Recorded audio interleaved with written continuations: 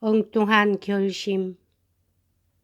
배냐는 할머니와 함께 부엌에 있었다. 두 사람 다 잠자리에 들 채비를 하는 잠이었다. 그들은 문지기 나자르만을 믿고 이번에도 문단속을 하지 않고 있었다. 미자는 뛰어 들어오자마자 배냐에게 달려들어 멱살을 움켜쥐었다. 말해봐. 그녀는 어디 있지? 지금 어느 놈하고 목그로에 있지? 하고 그는 무서운 기세로 호통을 쳤다. 두 여인은 비명을 질렀다. 말씀드릴게요. 드미트리 표도로비치.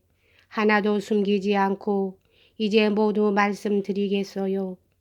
질겁을 한 베냐는 응겹결에 이렇게 말했다. 아씨는 목그로의 마을로 가셨어요. 바로 그 장교님을 만나러 말이에요. 그 장교라는 건 누구야? 미자는 성급히 물었다. 아시의 장교님 말이에요.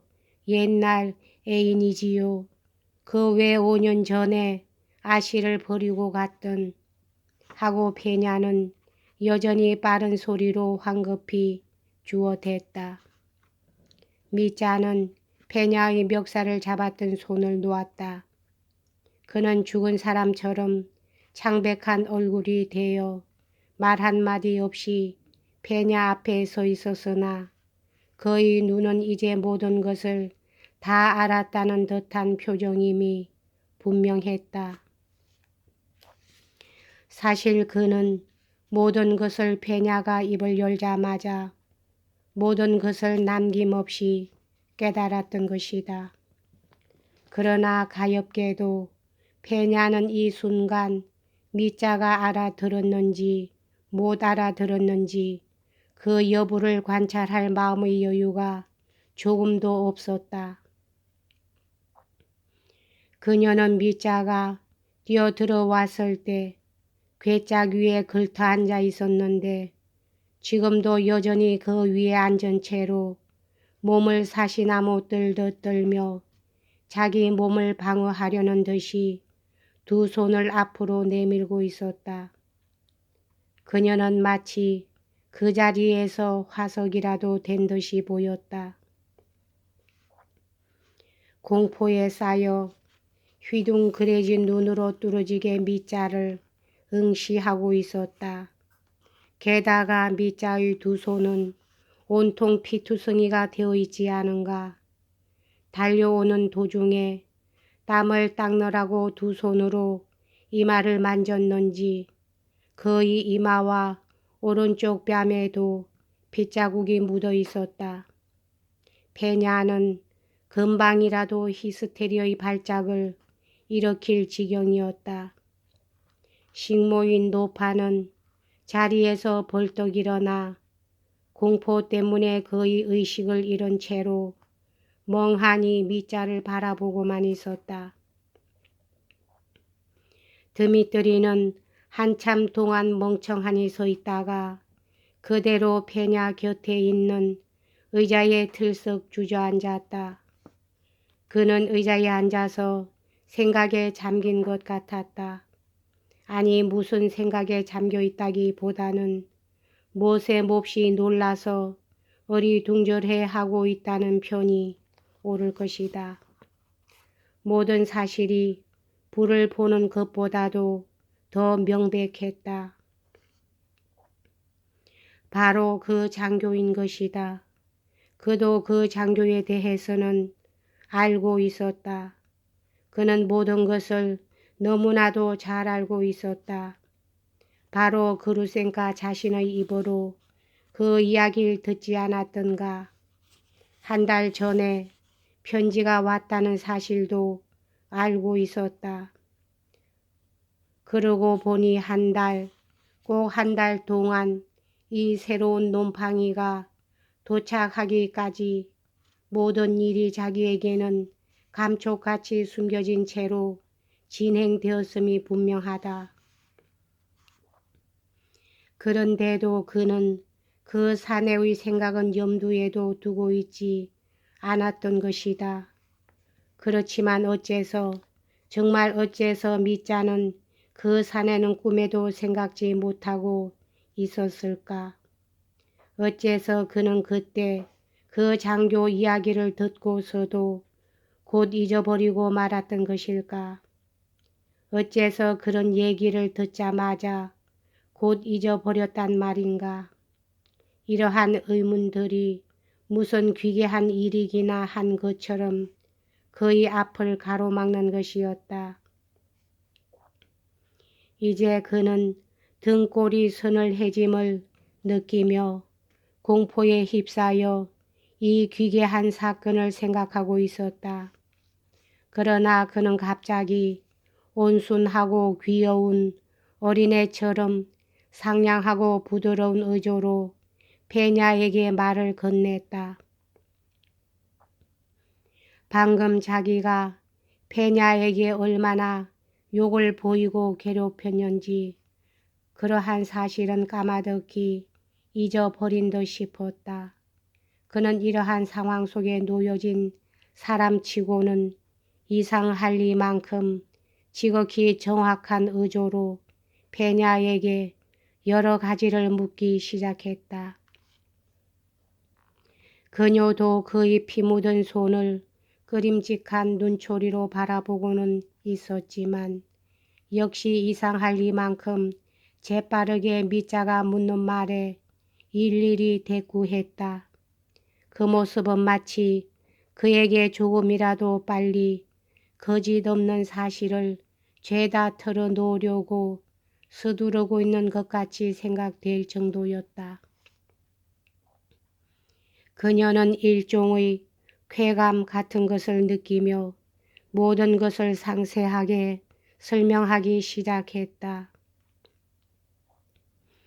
그러나 결코 그를 괴롭힐 생각은 조금도 없었고 오히려 있는 힘을 다해 진심으로 그를 도우려는 초조감에서였다.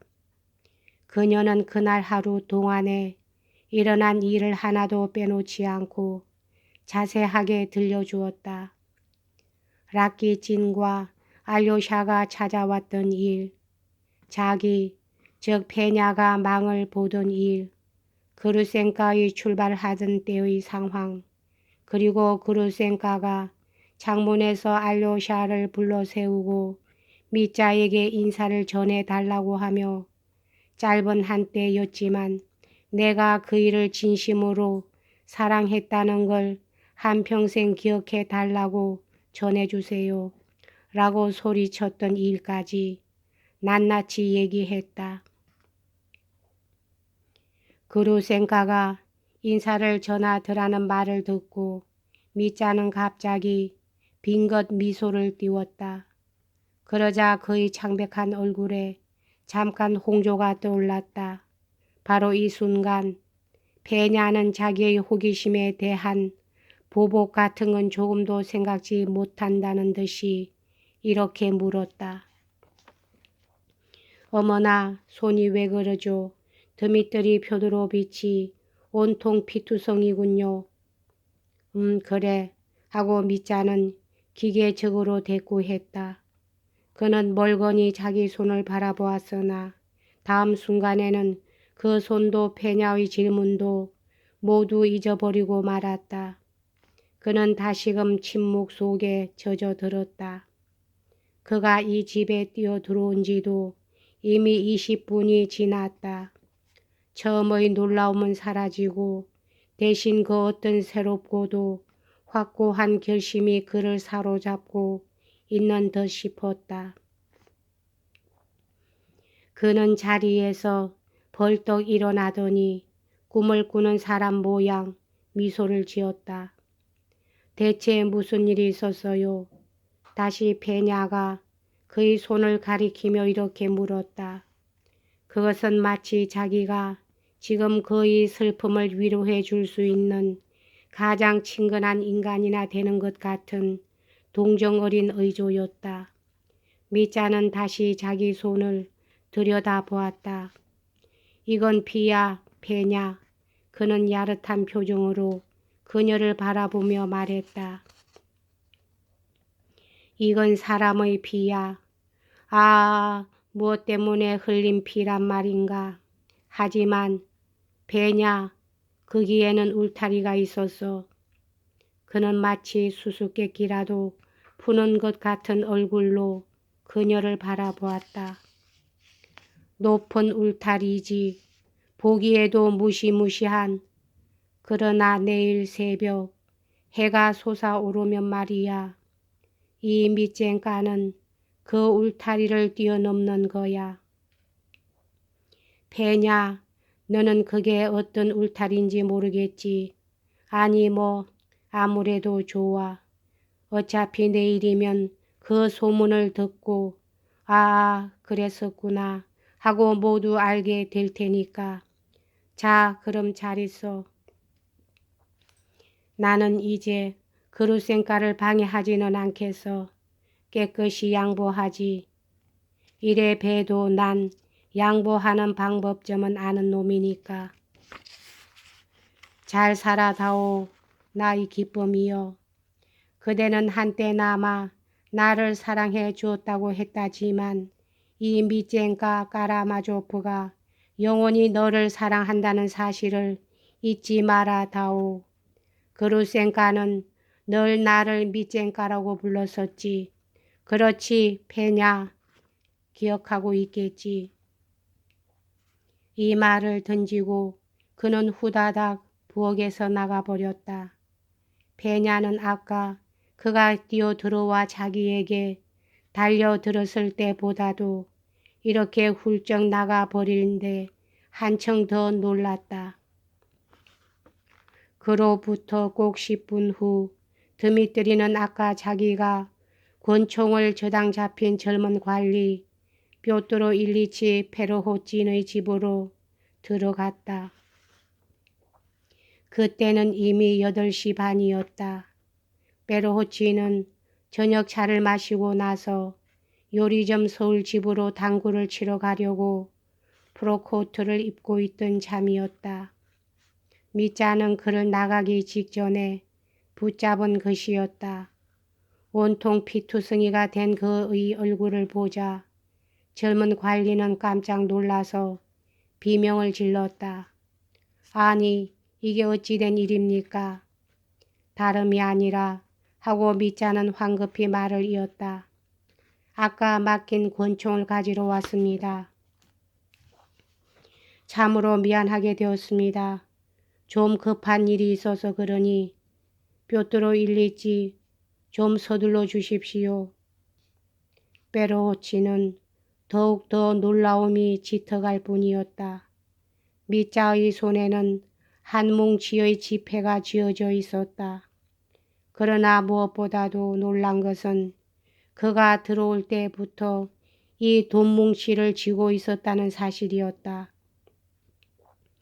세상에는 그렇게 돈을 쥐고 다니는 사람은 아무도 없었고 더구나 그렇게 돈을 쥐고 남의 집에 들어오는 사람은 하나도 없을 것이다. 그는 그 돈뭉치를 오른손에 움켜쥐고 마치 자랑이라도 하려는 듯이 앞으로 내밀고 있지 않은가. 현관에서 밑자를 맞아들인 뾰트로 일리치의 사환 아이는 그가 역시 돈을 손에 쥔 채 현관으로 들어왔다고 증언했는데 그렇다면 그는 돈을 쥔 오른손을 앞으로 내민 채 한 길을 걸어왔는지도 모른다. 돈은 모두 무지개빛이 도는 100루블리짜리 지폐뿐이었다. 그리고 돈을 쥐고 있는 그의 손가락은 온통 피에 젖어 있었다. 꽤 시간이 지난 후에 이 사실에 관심을 가진 사람들로부터 돈이 얼마나 되어 보이는 것 같더냐는 질문을 받았을 때 페르호친은 얼핏 본 것만으로는 판단하기 어렵지만 아마도 2000루블리 내지 3000루블리는 되었을 것이다. 아무튼 퍽 크고 두툼한 돈뭉치였다고 대답했다. 여기까지 하겠습니다.